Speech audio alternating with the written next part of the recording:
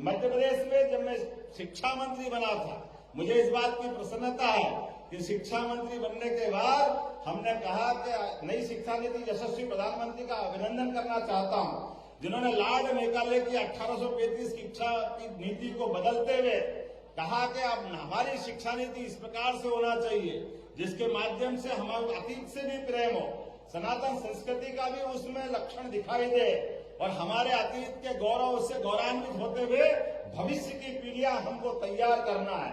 और मुझे इस बात की प्रसन्नता है, जब अगर इतना विराट फलक देखेंगे तो उसमें भगवान कृष्ण और भगवान राम कहाँ जा सकते हैं। निश्चित रूप से हमने नई शिक्षा नीति में मध्य प्रदेश के अंदर भगवान राम और भगवान कृष्ण के जीवन के विविध प्रसंगों को अंदर पाठ्यक्रम का हिस्सा बनाने का प्रयास किया कि इसके माध्यम से हमारी भावी पीढ़ियों को हम संस्कार देंगे। तो आज के इस अवसर पर आप सबने प्रेम से, सम्मान से मुझे ये स्नेह जो दिया है, मैं जीवन भर नहीं भूल सकूंगा। आप सबको प्रणाम करता हूँ, अभिनंदन करता हूँ और आपके माध्यम से दो जानकारी देते हुए अपनी बात करूंगा कि जब मैं मुख्यमंत्री बन के आया और लोगों ने कहा कि आपकी प्राथमिकता क्या क्या होगी, तो हमने कहा हमारी प्राथमिकता तो जनता की सुविधाओं के लिए होगी। हर आदमी के जीवन में बदलाव लाए, भौतिक सुख सुविधा दे, बाकी व्यवस्था करे, लेकिन एक और प्राथमिकता भी है। वो प्राथमिकता क्या है?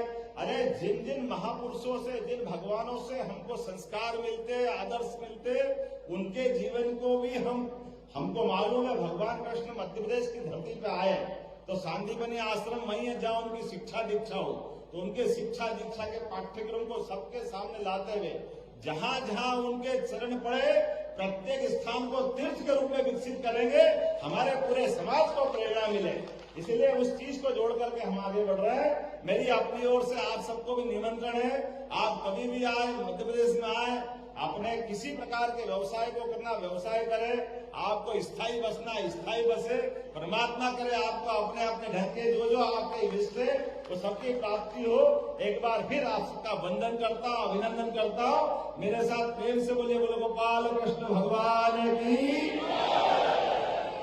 वर्तमान के समय में ये समय तो लोकतंत्र का है और कितनी अच्छी बात है कि मैं जहां से आता हूं मेरे को लाने के लिए एक द्वारकाधीश के अनन्य भक्त, हम जिनको प्रधानमंत्री करके देखते हैं, ऐसे नरेंद्र मोदी जी के माध्यम से आपके इस मील मजदूर के परिवार के बालक को मौका मिला है।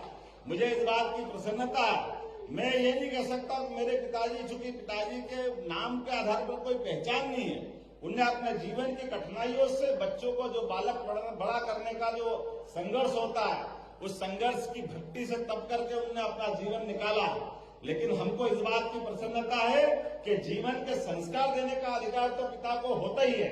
भले ही उनने अपनी मील मजदूरी करी होगी, लेकिन बालक के अंदर संस्कार देने का प्रयास किया। मैं इसलिए अपने माता पिता को भी प्रणाम करता हूँ और अपने समाज को भी इस माध्यम से मैं बहुत बताना चाहता हूँ कि जीवन में कहीं से भी आप शुरुआत करें, कितनी भी कठिनाइयां आए, कैसे भी आगे बढ़ने का मौका मिले, अपने इष्ट को याद करिए, भगवान कृष्ण को, जिनको कितने कष्ट आए थे, कौन से तकलीफें भगवान ने नहीं सहन करी, और आज भी हमारे समाज जीवन में कितने कष्ट हो सकते हैं। लेकिन इन कष्टों के बावजूद भी हमको मालूम है इस देश में चाय बेच करके जिनका परिवार चलता हो, वो देश का प्रधानमंत्री बन करके दुनिया में गौरवान्वित करने का जिनमें साहस है, जिनकी माता किसी के घर में जाकर के बर्तन साफ करके अपने बच्चों को लालन पालन करने की जो कितनी कठिनाइयों से उन्होंने अपने को बच्चे का पालन किया होगा, ये कितने गर्व की बात है। लेकिन उन्होंने अपने बालक के संस्कार दिए। ऐसे हम में से हर एक की कहानी हो सकती है, हर एक के जीवन में एक कठिनाई हो सकती है,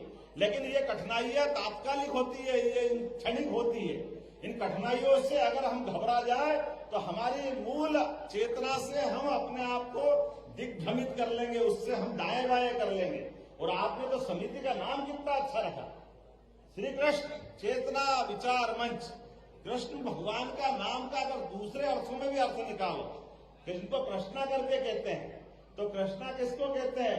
जिसको किसी बात की तृष्णा नहीं, वो है कृष्णा। जिसको अपने जीवन में कोई तृष्णा नहीं, वो सच्चे अर्थों में कृष्णा है। हमारे जीवन में कई ये शब्दों के अर्थ तो पकड़ो।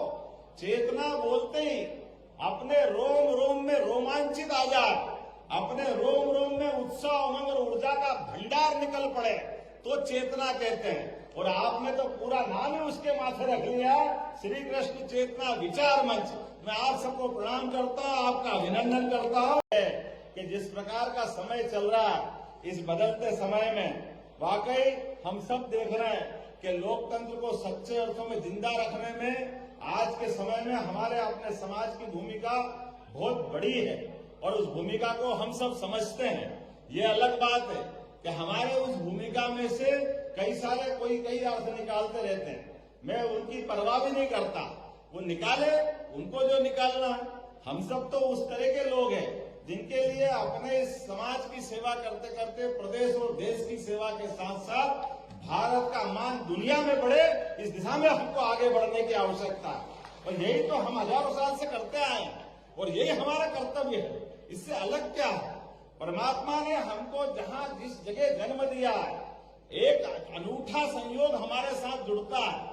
हम अगर गोपाल कृष्ण बोलते तो केवल बोलने के लिए नहीं बोलते, हमारे घर में गाय है इसलिए गोपाल बोलते हैं। तो परमात्मा से, प्रकृति मात से प्रेम करने का उदाहरण अगर कहीं दिखाई देता है तो निश्चित रूप से कोई यादव समाज से दिखाई देता है, जो माँ गौ को पाल करके भी अपना जीवन चलाते हैं, लेकिन परमात्मा के माध्यम से प्रकृति प्रेम को भी दिखाते हैं। जो प्रकृति से प्रेम करता है, जो जीव मात्र से प्रेम करता है, वही तो गोपाल हो सकता है। इसके अलावा कौन गोपाल होता है? गोपाल वो नहीं होते। दुनिया में कई देश है हमारे अलावा, अमेरिका, इंग्लैंड, गाय माता बहुत सारे लोग पालते हैं, लेकिन उनके पालने के तरीके और हमारे पालने के तरीके में कैसा अंतर है? अमेरिका, इंग्लैंड, यूरोप, उनके देशों के अंदर अगर गाय पालते, जब तक दूध दे तब तक दे और बाद में कटने के लिए वो खुद देते हैं। ये हम कभी भारत में सोच नहीं सकते, क्योंकि हमने 33 करोड़ देवी देवता का वास उनमें देखा, हमने माँ का स्वरूप उसमें देखा।